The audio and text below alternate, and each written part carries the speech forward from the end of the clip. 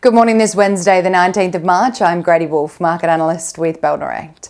Wall Street slipped into the red again on Tuesday with the S&P 500 fighting to stay out of correction territory as it trades 8.6% below its recent record, as investors remain concerned over the impacts of Trump's tariffs and what they will have on the US and wider global economies.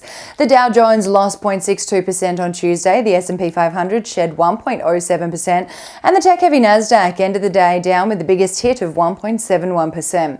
Tesla shares have also been hard hit lately and took a further 5% tumble on Tuesday after RBC Capital Markets lowered its price target on the EV giant, citing rising competition in the EV space. Over in Europe on Tuesday, markets in the region closed higher as investors assess momentum in Germany's historic debt reform deal, which unlocks a major stimulus package for higher defence, infrastructure and climate spend. The STOXX 600 rose 0.61%, Germany's DAX added 1.03%, the French CAC gained 0.5%, and in the UK the FTSE 100 ended the day up 0.29%. Across the APAC region overnight, Hong Kong's Hang Seng rallied again to a 3-year high yesterday, ending the day up 2.3% as investors continue piling into tech stocks listed in the index following fresh stimulus and strong economic data out in the region. China's CSI index rose 0.27%, Japan's Nikkei gained 1.2%, and South Korea's Kospi index ended Tuesday's session up 0.06%. Locally, the ASX started the week higher before pulling back on Tuesday, as the local market is taking very strong lead from Wall Street movements at the moment amid global uncertainty over Trump tariffs and subsequent implications of taxes imposed on goods being imported into the US. Rising geopolitical tensions also at the moment in the form of Israel launching a wave of airstrikes across the Gaza Strip on Tuesday propelled the price of gold to another fresh record high as investors flock to safe haven assets in times of great uncertainty, which is right now.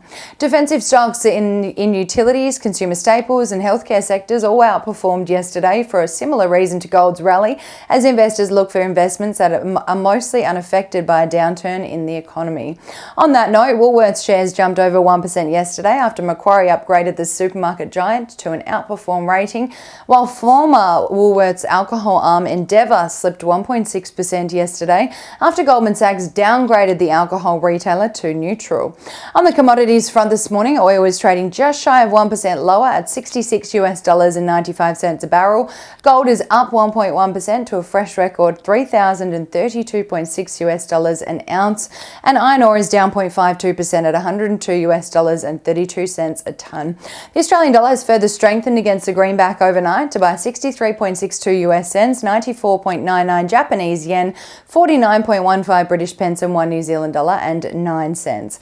Ahead of the midweek trading session here in Australia, the SPI futures are expecting the ASX will open the day down 0.66%, and that's tracking Wall Street's turbulence overnight. And now let's dive into a trading idea for your consideration today. Bell Potter has decreased the 12-month price target on REA Group from $281 per share to $264 per share and maintain a buy rating on the leading online real estate listings platform following the release of the February property data, including a national listings decline of 8% year-on-year for the month.